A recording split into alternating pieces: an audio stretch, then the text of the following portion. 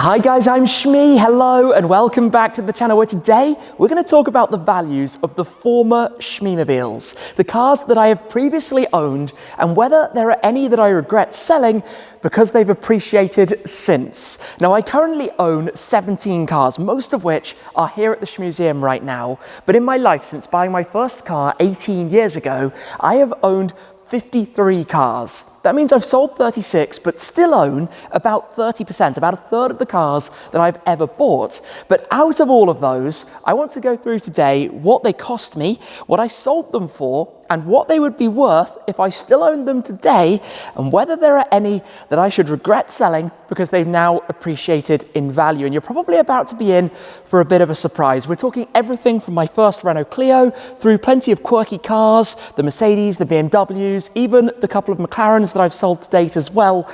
There's a lot on this list, and I think you're going to be in for a bit of a shock. Let's run through the values of all of the former Shmeemobiles. The first thing I've got to say is how cool is that view? This is literally a dream come true, a major pinch moment to be sitting here talking to you guys, looking out over there at the Shmeemobiles on the racetrack, in the garage, through the ESG switchable glass. And in fact, I'm going to use my phone for this, so I'm not talking and setting off your devices. At the press of a button to do that. If we need to have privacy, and I've used it so many times already for a meeting in here, or to do a nice reveal, again at the press of a button, just like that, and you can see out into the garage with all of the cars. This ESG glass is the coolest thing that you could have in a place like this. Now I do have some notes on my phone for today because there are a lot of cars and a lot of numbers to go through. But before we do, I am later on going to get to one of the cars that's currently for sale and how that is going to be a major skew on all of the numbers coming up, and you will see why in a little bit. But before we dive into this, let's just reiterate when it comes to values of cars that if you wanted to purely maximize the value, what that actually means. Garage queening, never driving anywhere, having no fun, no miles, no modifications, no videos, and that's not what I'm all about. If you've been following my videos for the last, 13 and a half years now, you will know that I like to drive road trips, adventures, track days, Nürburgring laps, VMAX on the Autobahn, modifications, and all sorts, and of course, sharing those experiences with you guys on the videos. So perhaps not helping my cause if it was all about earning as much as possible, but at the end of the day, it's about having fun. Life is short, enjoy it to the max. So we're going to wind back to car number one, my original Renault Clio, which I do actually still own, or at least the scrapped lump of metal of it, as you might know from some of the other videos. But back at the time, I bought that car for £8,000. It was just under £8,000. I sold it for around £5,000. If it was still in perfect shape, it would be worth about £1,000. In reality, the scrapped metal, I think, cost me £200 and I paid over the odds. It should have been like 125, but at that point, it was super exciting to get my car back. Now, car number two, you would always expect the Clio to have lost some money. That one cost me a little over £1,000. Obviously, I haven't sold it yet, so I can't judge what it will lose, but that's roughly the value of it. The second car was a Subaru Leone that I owned in New Zealand. I bought that car for £700 and I sold it a year and a bit later for £600. I lost 100 quid on it. It was scrapped a year or two later though, so arguably it's now worth absolutely nothing. So we're on 2 of 2 so far. The third car was my BMW 123D SE Coupe. Now, I negotiated a good deal with the dealer on that one. I bought it for £25,000. I think the list price was around 27.5. That was a new car I had spec'd for myself. Sold it about a year and a half later for £19,000, which was pretty strong money at the time. I'd ordered Alpine White and I was always amazed by how much money I was able to recoup on that one. So only losing about £6,000, it would now be worth £5,000, maybe £4,000. We'll say £5,000 being generous to the car. That was the SE Coupe and it was an amazing car. That's why I have the BMW 1M now. It was the first real time I was adventuring and driving a lot. The first videos back on my channel were actually at the time I was selling it. Then I had an Audi S5 Cabriolet. Now that could have been a depreciation disaster. I bought it for about £47,000 at the time. I sold it for £41,000 after 6 months and 10,000 miles. That could easily have been about 30. I got very lucky selling that car at the time I did. Now it would be worth 11 or 12,000 pounds. Obviously this is back in 2010, so 13 years ago. Kind of interesting really that it would only have depreciated from, well, it should have been, let's say, low 30s to 11 or 12 now, so long after the fact. That's not really that bad, to be honest. The next car is one I own again, my Aston Martin V8 Vantage Roadster. Now, the first time I owned that car, I bought it as a 6-month-old, 2,500 mile Aston Martin. Its list price had been 110. I paid 72, so I got a very good deal on that.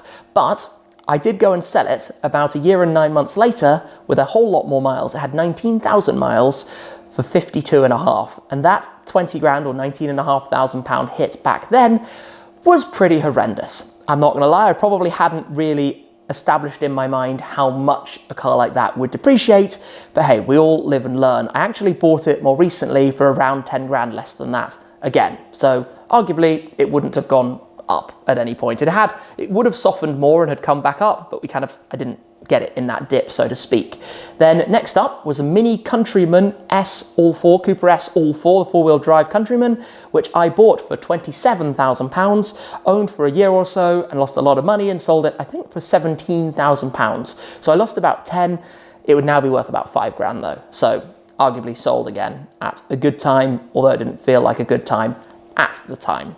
The 7th car that I had sold was a BMW Z4 S-Drive 30i. Now, I owned the Z4 after the Aston because I wanted an R8, but I definitely needed a period to save up some more money after the Astons hit. So I bought that, and I got really lucky on this. I bought it for 25 grand. We're talking pounds, by the way, in all of the figures.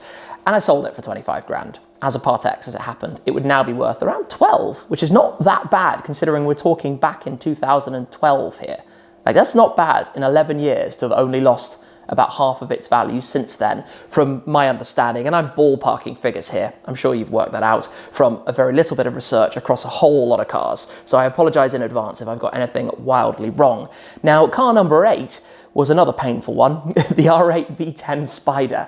Owning supercars is really cool, but it's really expensive. I bought my car for £82,000. I owned it for a year plus a month or two, and I sold it for, painful, £55,000. Yes, I lost £27,000 on that.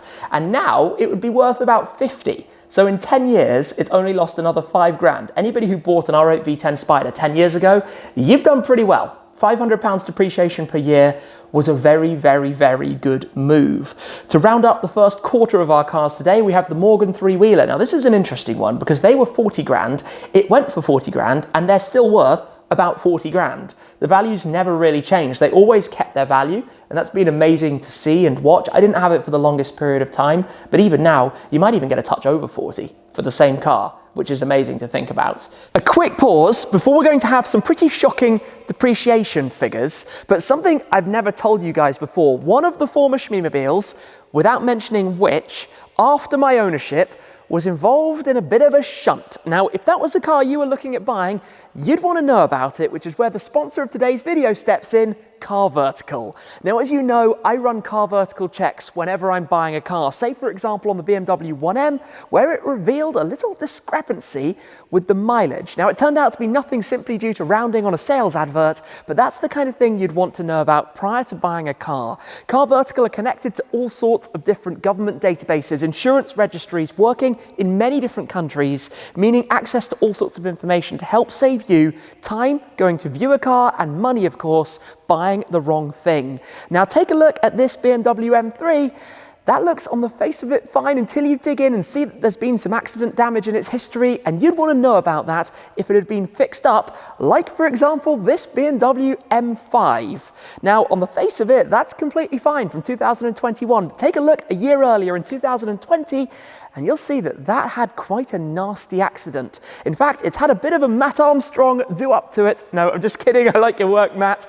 But that car is definitely something you'd want to know about and to know what had happened to it. Say this M5 as well. The accident damage in the history, you want to know that that's going to be fine to get back on the road. So make sure to check out CarVertical. You can get 10% off right now. All the information, including the discount code, is down below. Head on over, run a CarVertical check when you're looking at buying a car, or even run your car through to make sure that there are no surprises in its history. For now, let's get back to the video. So, we go on to a big one here. A big one that's a big surprise, a very big surprise, I think. The McLaren MP4 12C Coupe. Now, I financed big time into this. I bought a car that cost me £127,500. And the crazy thing about that, and I'll never forget this, is that the list price of that car a year earlier had been £227,500. In 1 year, £100,000 off list price, which is absurd to think about. But those early McLarens had a lot of gremlins and faults, and they were overproducing already with minimal demand because it's a brand new brand, literally.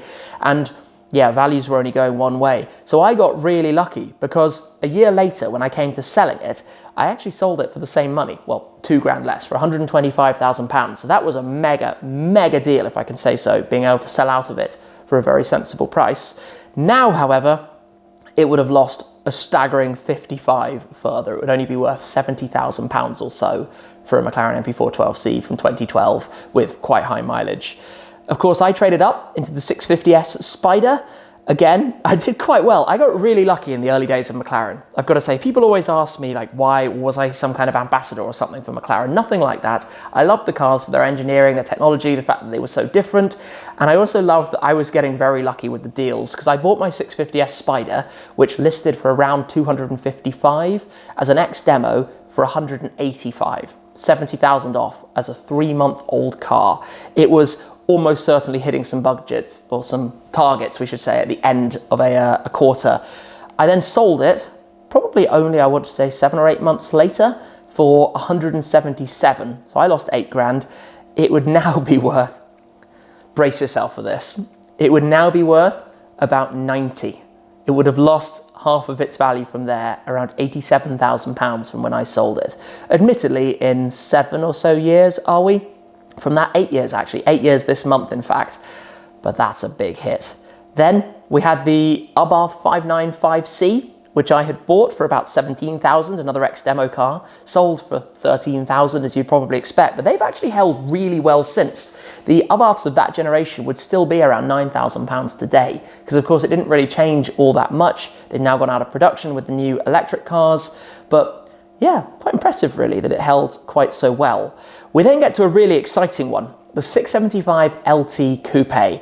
Now this is a car a lot of you I know hold as your favourite Shmeemobile, a car that I should have never let go. Remember at the time of ordering and buying the LT Coupe, McLaren had actually said the words that there would never be an LT Spyder. That car would never exist. They went back on those words and introduced the Spyder, and as a result of that, I certainly at the time couldn't have afforded to keep both, so I had to trade in my Coupe to buy the Spyder. I have no regrets because of all the fun I've had with the Spyder, and that was made even softer for me as a decision because I actually sold the car that I had bought for £313,000 for a premium, quite a healthy premium, a good 5-figure sum over.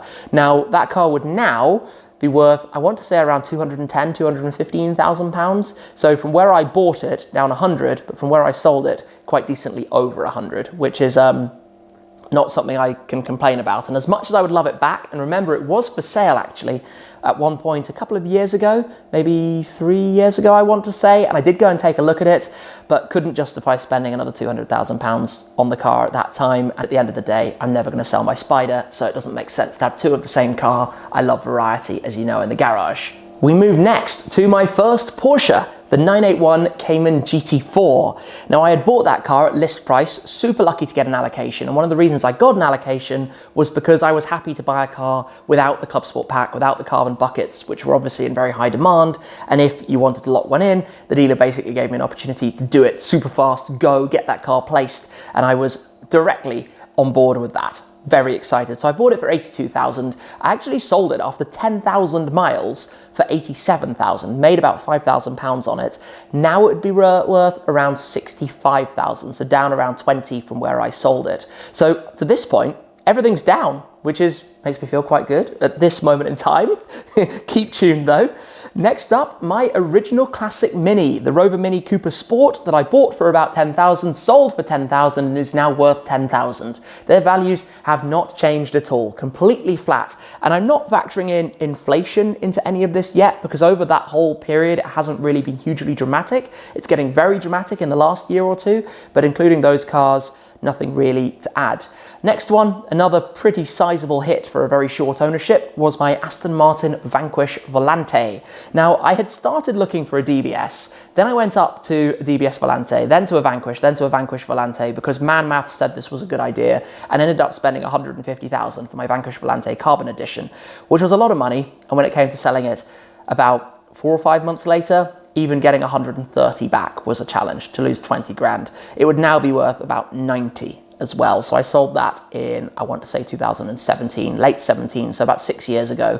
Not too bad for a car like that in 6 years of ownership, it has to be said. Now, the next car was the third of the Blue Crew. We've had the LT Coupe and the GT4. We, of course, also had the Ferrari FF.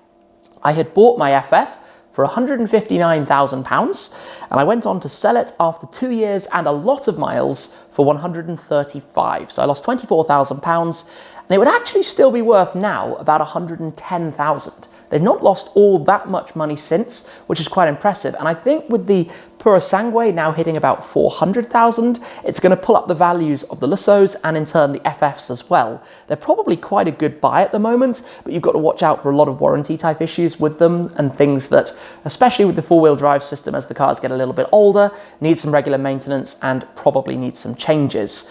I'm quite excited about the next one. I'm looking forward to these numbers. My first Focus RS, my nitrous blue Ford Focus RS Mark III, which I was super lucky to buy at list price for £35,000. It was 35, I think, literally on the nose.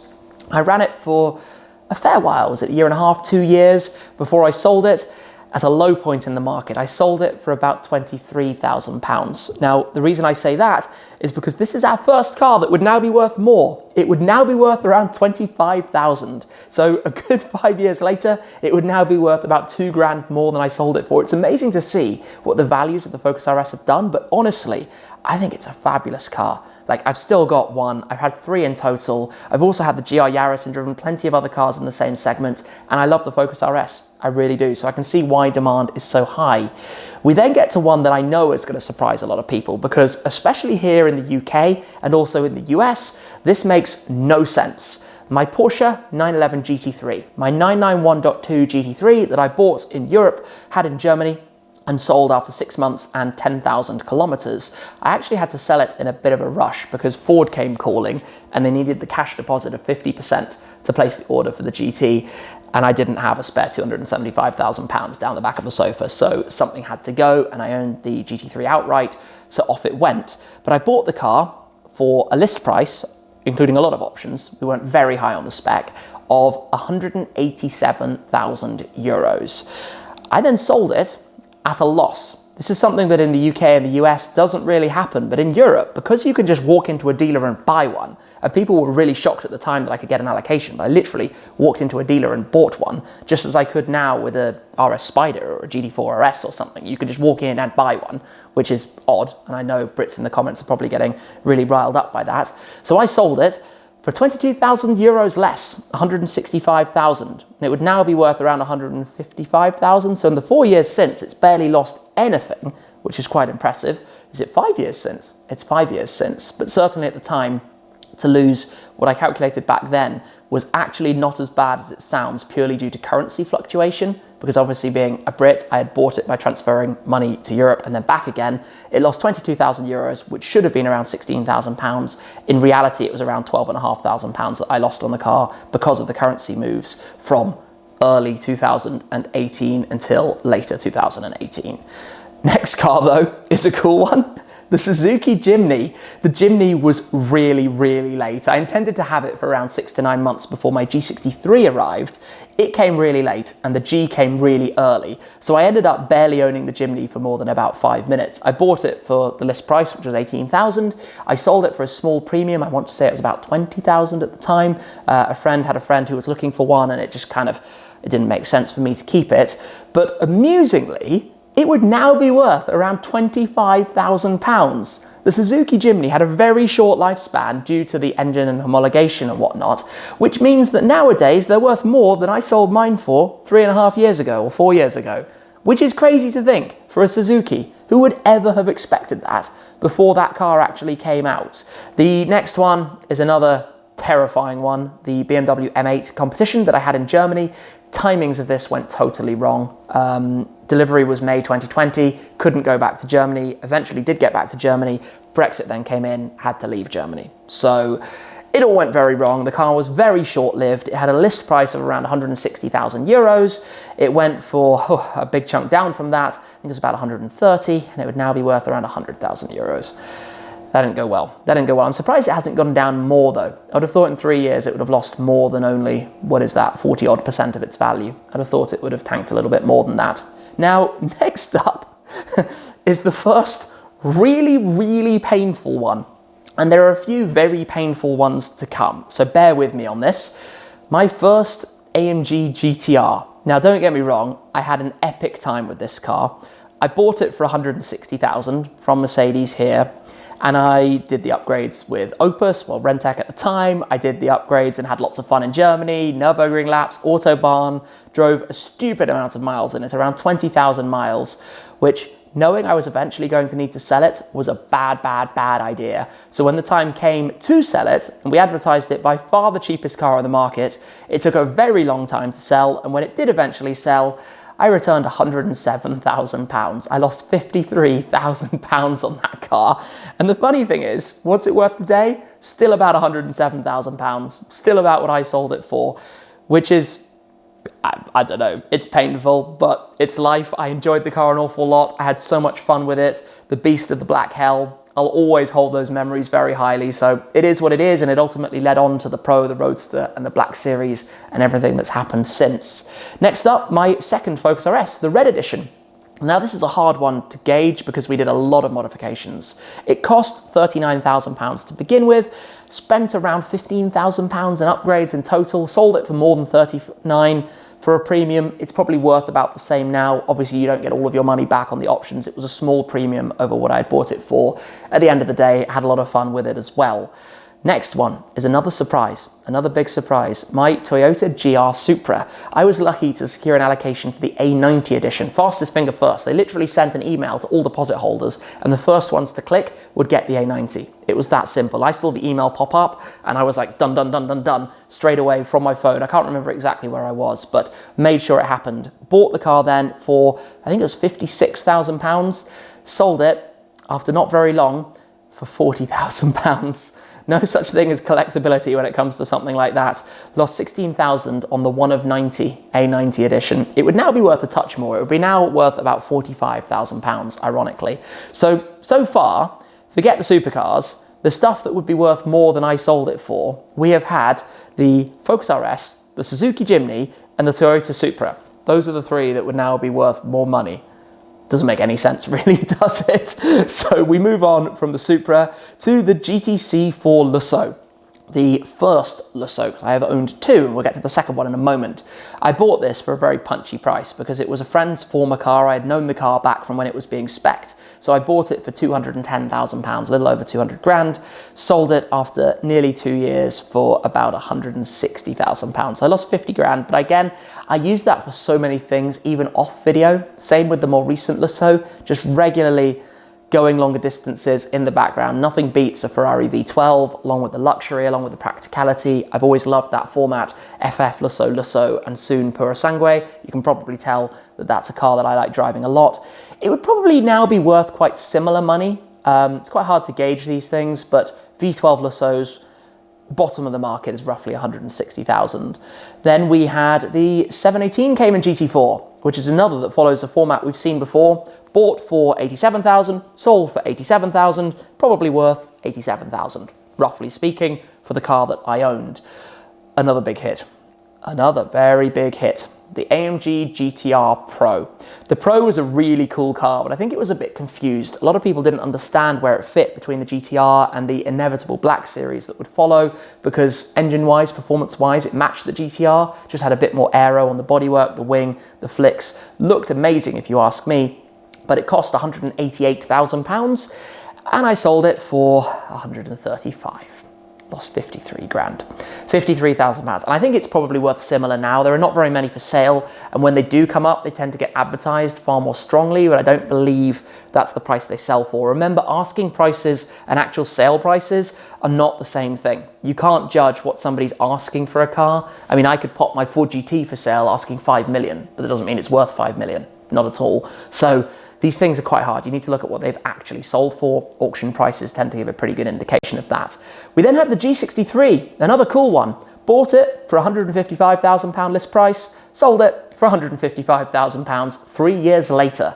3 years and 17,000 miles, and I didn't lose a penny, which is brilliant. It would now be worth a touch lower, I think about 140, so not really all that much, but certainly a little bit. What, it's been a year and a half since I sold mine, I think, something in that ballpark. We've then got another one that to date has lost quite a lot. My Porsche Taycan Turbo S. The Turbo S being the flagship Taycan, arguably the one that makes the least sense, because if you want an EV, you want some range. If you have the most powerful, you have the shortest range. Not necessarily a logical car. I bought it at list price for £160,000. I actually bought a cancelled order, a car that had been spec'd by someone else, bought it off the lot when it was available, and sold it a year or so later to buy another V12Lusso for £138,000. So I lost £22,000 on that car, but it would now be worth under 100. It would now be worth around 95,000. So I certainly got out of it at a good time before the market for those things kind of fell off a cliff. And if you look at any of the stats across the market now, EVs completely nosediving. Used electric cars are not doing well on the markets at all. We've got 8 to go. Next is the Toyota GR Yaris. List price was 33. It left for 33. It would now be worth around 28. Of course, I spent some money on some modifications and added some things to it, but didn't lose any money on the car itself. Plus, it's only down around 5,000 in the year and a bit since. The BMW M3 Competition came up next. Really loved the colour on that car, but never really gelled with it. Its list price was 83. It left with a loss of 13,000 over a year or so, and now it would be worth around 60. So down another, what is that?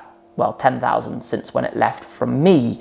The E500 Estate, of course, when you buy a car that's nearly 20 years old, it's already done the largest chunk of its depreciation. It cost me a touch over 5,000 and I sold it for a little bit less at 5,000, and it's still worth around 5,000. So we're talking about the same all the way through. The next one, again, probably not what people think. I bought my Aston Martin DBS, the Bond era DBS, for 80,000. I actually sold it at a loss. I sold it for 75. I'd hoped those cars would go up in value. I hope, being a very rare midnight blue example, it would go up, but it didn't, and it's still worth about the same now. We've got another big loss coming, another big scary chunk of money. In fact, we've got a couple of those still to go. The AMG GT R Roadster. Now, I'd had the GT R Coupe and the GT R Pro. The Roadster came next. Its list price was 182. When it came to selling the car, I sold it for 130, another £52,000. I clearly love my AMGs if I keep doing this. I should probably learn my lesson. It's actually back for sale at the time I'm recording this. It's back up right now. It's asking 145, but there are other cars on the market that were on the market when I sold mine a year ago that are still there and haven't moved. I don't believe it's worth any more than 130 still. That's where the market is. But hey, the market decides if somebody buys it, they buy it. But if a year ago it was 130, it's not going to have gone up since. Next up, the two recent sales, the C63 AMG Black Series, which I bought at 130, sold at 150, and it'd still be 150, 160 now. Pretty good value. Nice to make a small amount, actually. Nice to make a small profit. I made about 20,000 on it in total. And lastly, the latest Ferrari GTC4Lusso, which was also a car that I had bought from HR and Ferrari, where I've ordered a couple of cars since. I bought a car that was 175, sold it for about 155, still worth 155, 160. I traded it back into the dealer, given all of the cars I've got coming in the future. So obviously when you do that, dealers have to make a profit. They've got salaries to pay, they've got property that they have to rent, they've got all sorts of fees and bills. So you expect when you trade a car in, they need to make their margin, 10, 15, 20%, whatever it's going to be on the car, depending whether they're directly selling it or buying it for inventory. So we have had 36 cars. Very few of them have gone up in my ownership, but a couple have. 3 have gone up since. Notice there were no more. It's still only the Focus RS, the Suzuki Jimny, and the GR Supra. But I also worked out that if you take into account all of the losses and a couple of premiums over 18 years and 36 cars, yeah, my total loss It's not a good number. My total loss on cars in 18 years is about £420,000. But against that, I don't know the exact number, but I've probably also driven 200,000 miles in that time, if not more. Actually, it's got to be more than that. And had so many memories and fun moments, especially with the AMGs, because I just drive them and drive them and drive them and drive them, that it's all part and parcel of enjoying cars and enjoying the road. Now, I mentioned at the beginning that there was going to be a bit of a cliffhanger with the McLaren Senna. I didn't say the Senna, but I think you know it's the Senna, which I still own at this point. It's not here. And this is where it gets really, really terrifying, because 420,000 across 36 cars, here's a number to make you think. The Senna was a little over £800,000, which in today's money, if you factor in inflation in the 4.5 years since I bought it, would be equivalent to about £1,020,000. So in today's money, £1,020,000. Its market value starts with a 6. Yeah, yeah. I mean, it's terrifying. A very high 6, perhaps 7, but almost the same money as all of the others compared. Now, I shouldn't really look at it like that because I bought it for 800 and something, so 150 grand loss for me. But cars like that can be big sums very, very, very quickly. And I'm sure something like my SF90, the SF90s are down 75 to 100,000 pounds from list. The Ford GT is probably up. The GT Black Series has done so many miles, that will be down. Some of the others up and down a little bit here and there, but generally most of the cars here aren't really going to be sold. Of course, one or two will leave down the line, but I don't have any imminent plans for anything else that you know of in the current collection. So I found this fascinating because I genuinely started looking up the values of these cars, thinking that there would be some more in that full list that had actually gone up again. But overall, if there are only 3 cars that have gone up in value since I sold them, and they've only gone up by fairly small sums of money, I think, what are we talking a total? The Focus RS was 2, the Jimny was 5, and I've got a complete brain block, what was car number 3? That we had there, the third one, oh yes, the Supra, another 5. If we're only 10, 12,000 pounds out, I think I did that fairly well. My buying and selling rate has been pretty good, if I can say so myself. I found this interesting. I hope you found it interesting. I hope that I've been able to include enough pictures and video clips of the respective cars. Maybe we'll have an update in the future again when there have probably been a few more painful hits along the way as well. But it's all fun and games. As I said, I believe in owning the cars, to use them, to enjoy them, to share them with you guys. And I can't thank you enough for all of your support throughout the entire journey of all of those cars. It's crazy to think that it was only car number 3 when I started this channel, and there have been 50 since then. That's quite the journey. So thank you for being part of it. I appreciate it an awful lot. That's it for now though. Thank you very much for watching, guys. I hope you've enjoyed the video, and I'll see you again very soon. Cheers.